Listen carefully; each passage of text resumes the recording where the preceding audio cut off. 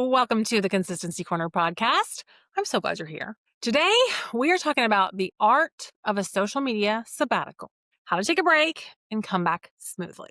Let me know if this resonates. Have you ever caught yourself scrolling? You should be asleep. Your thumb is sore, your brain's a little foggy, and you're wondering, why are you still up? Why are you still on this app? Yeah, that's usually the moment that I know I need a break. Let's call it a social media sabbatical. And no, it's not a dramatic disappearing act. It's a pause, a reset, a detox, a way to come back to your work, your creativity, your family, and even your own thoughts with a little more breathing room. This time of year gets super busy. School concerts, holiday parties, travel, clients trying to wrap up projects before end of year, you trying to wrap up projects before end of year, presents, family get-togethers, like all the things. And somehow your feed, the algorithm, the content hamster wheel, is still expecting fresh posts every day. And for many of us, moms running businesses, the mental load doubles while the creative energy cuts in half, especially if you're in the season of Elf on the Shelf and you got to figure out where that guy is going to wake up every morning. But when social media starts feeling less like connection, more like gas station food, which we talked about in a recent episode, where it fills you up, but it doesn't nourish you, it's time to take a break. If you're picking up your phone, you're craving connection, and you're setting it down feeling even emptier, that is a signal that it's time for a detox. If screen time reports keep climbing or every scroll leaves you more stressed, that's a signal too. A social media sabbatical is not quitting, it's listening.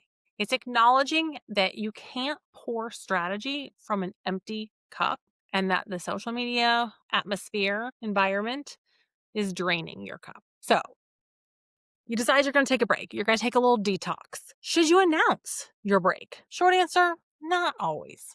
Not usually, actually. If you're stepping away for a couple of days, just to step away, no one needs a BRB post for a weekend off or even a couple of weekdays off. It's not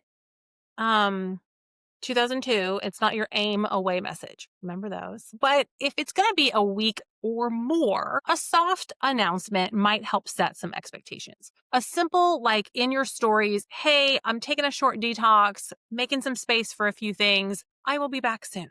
That's it. No apology, no long explanation. But I think it's nice to maybe share that behind the scenes because it gives our communities, our audience, permission to also take breaks and do what we need to do as humans. For longer breaks, let's say 2 weeks or more, you can pair that with a pinned post or a 3-grid or even an update in your bio of out of office or offline for a bit. And if you're using your email list, make sure that you've got regular email communication going out so you're continuing to stay top of mind and connecting with your audience. You're just keeping it informative. You're not being dramatic. You're setting some boundaries.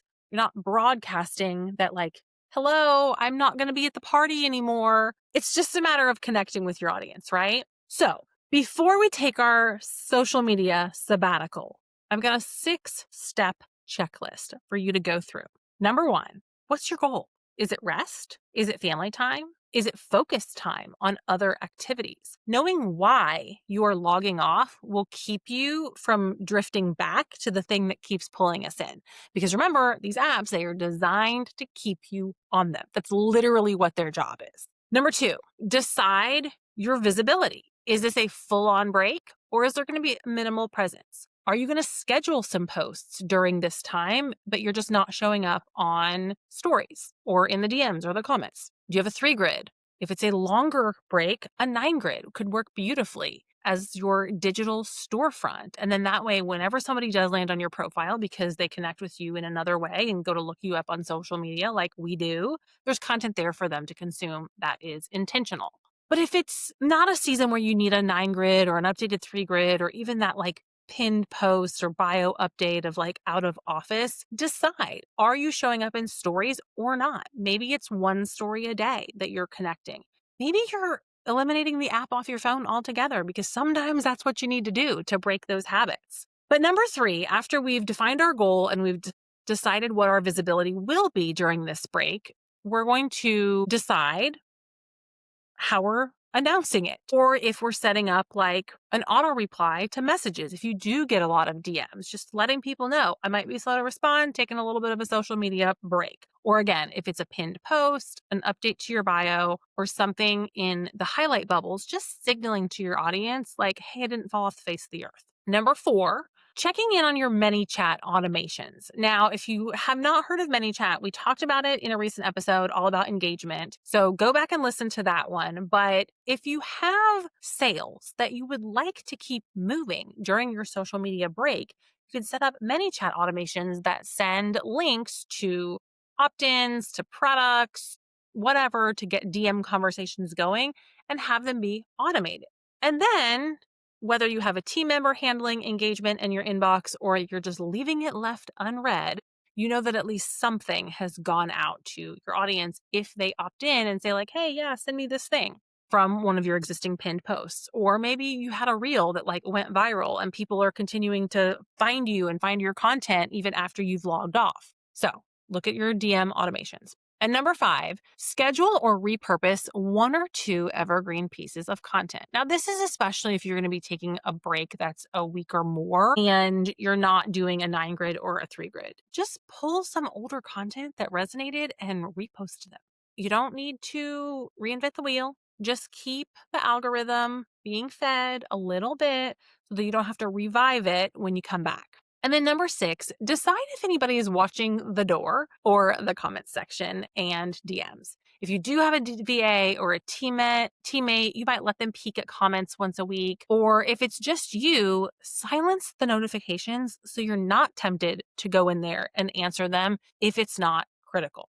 And obviously, all of these decisions are going to vary based upon your business goals, the size of your audience, what season you're in terms of campaigns on the customer journey and selling. But it's just all things to think about before you take that intentional social media sabbatical.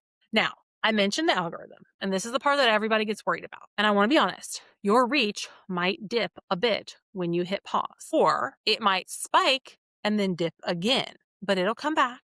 And the algorithm favors connection, not constant being fed. So remember, we've talked a little bit about engagement and DMs and how important that is to signal to the algorithm, the relationships. And we talked about this in the engagement episode. But know that if you do have a little bit of a dip in visibility and engagement, that it can level back out because we do have to train the algorithm to understand what to expect from us. You want to think about your visibility almost like a friendship. If you don't talk for a few weeks, you don't stop being friends. You just pick up where you left off. And consistency is not the same as being constantly online.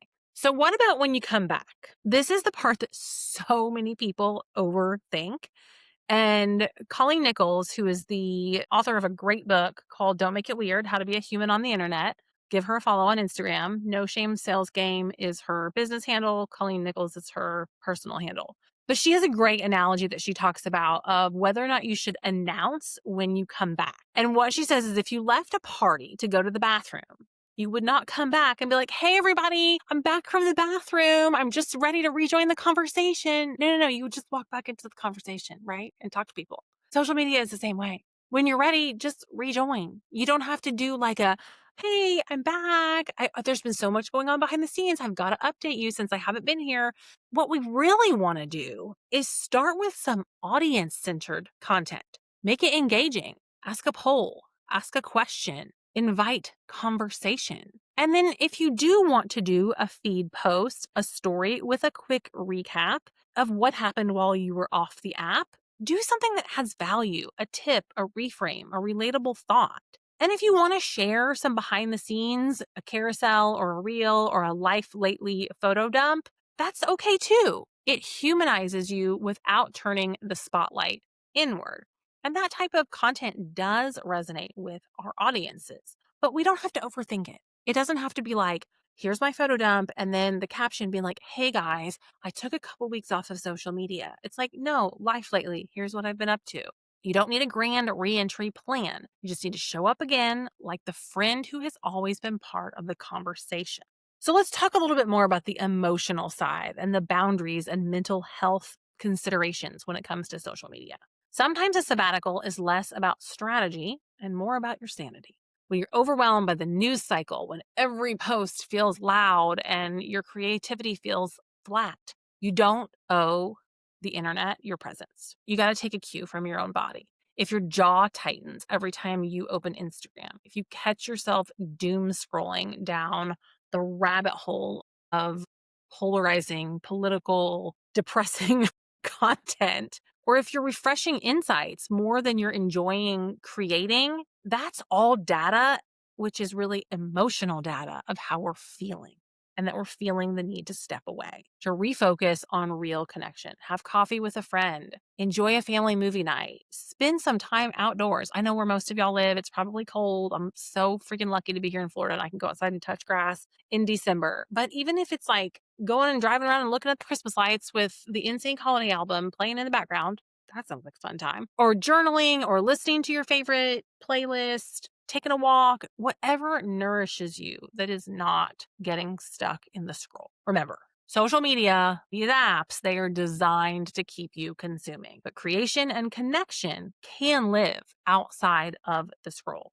And if you're like totally done with all of it and you're like, I just want to throw my phone in the lake, I don't want to do this anymore, these apps are draining me so much, well, then let's have a conversation and talk about working with the corner office in 2026 so we can fully take social media off your to-do list. But you might also think about a light mode for your content, such as your 3 grid. Refresh it with intro post, who you help with maybe a freebie or lead magnet, and then how to work with you and your offers. And that's enough for this month. That's enough while you juggle all the other things. And maybe one story every few days, a photo, a quote, something human, even sharing another person's piece of content with a few notes of how it resonates with you. That's enough to keep the connection going without drowning in the chaos of the algorithm and the app. Here's your reminder. Nobody notices the timeline as much as you do. You can post a picture from last week and nobody will ask, hey, was that actually Thursday or Friday? But you said it was today. Nobody cares. Share when it fits, not when it happens. Because your audience is not keeping score. They're not paying that close of attention. I mean, unless you're Taylor Swift, which, hey, Taylor, if you're listening, really loved Life of a Showgirl. But your audience, they're just happy when you show up with something real because we're opening social media, craving connection. So when you're ready to fully return, you might even think like, I don't even remember how to do this. I don't remember what to post. I don't know what to say. How do I talk in stories? Here's like a little 5-day rhythm that you could jot down in your planner as a way to just get back into it. On the first day, hop in stories. Ask people, what have you been up to? How are you holding up? If it's a Monday, how is your weekend? If it's post holidays, is your tree still up or are you on team take it down January 1st? Day number 2, spend some time engaging, commenting, DMing your favorite people, and just be a human having conversations. No hey girl energy, okay? Day number 3, share a value post, a tip, a myth, some education, reframe, some encouragement, not selling. Day number 4, maybe do that personal reflection. Share some behind the scenes in stories or do that reflection, photo dump, life lately style post. And then number 5 or day 5, let's get back to something educational or moving the needle forward in terms of the customer journey and selling and talk about one of your offers. If you want to skip a day, that's fine. The point is just building back the momentum up, not checking the boxes perfectly for performance. You don't have to earn a break on social media. You just have to decide when you need one. And taking a digital detox or a social media sabbatical doesn't make you flaky. It makes you intentional. You're building a business that fits your life, not the other way around. And like I said, if that digital detox needs to be longer than a couple days or even a couple weeks, let's have a conversation about how the corner office can take social media off your to-do list for good. Because humans are on social media and your business does need to be present there. I hate to tell you, but I truly believe in 2026, people are still on social media. The United States, especially if you're a US-based business, is the only country that social media consumption and time on the apps continues to trend up when all of the other countries are trending down. So people are there. And what you do matters. And if we want to connect with people where they are, having a presence on social media really does make a difference. But here's my invitation for you today. Think about what a sabbatical, a digital detox could look for you in this season.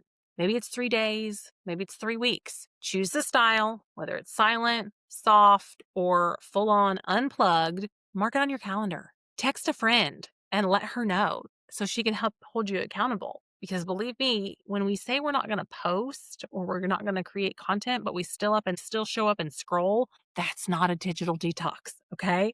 That's not serving the purpose of a sabbatical. And plan to do something nourishing with some of that reclaimed time. Read a book, bake cookies, dream about the next quarter, get that 2026 calendar and like pencil in your launches. I mean, that's fun for me. I don't know if it's fun for everybody, but do something that fills you instead of your feed. And if the idea of planning that break feels overwhelming, if you'd love the freedom to step away, knowing that your content, your engagement, your community is still being cared for, that's literally what we do at the corner office. So you can grab our service guide and learn more about how to work with us in 2026. But just remember that rest shouldn't require a 40-step checklist. It should just be rest. And here's to building a business that gives you breathing room, both on and off the apps. Thank you so much for being here, friends. And I hope you have a wonderful rest of your week, and we'll see you in the next episode.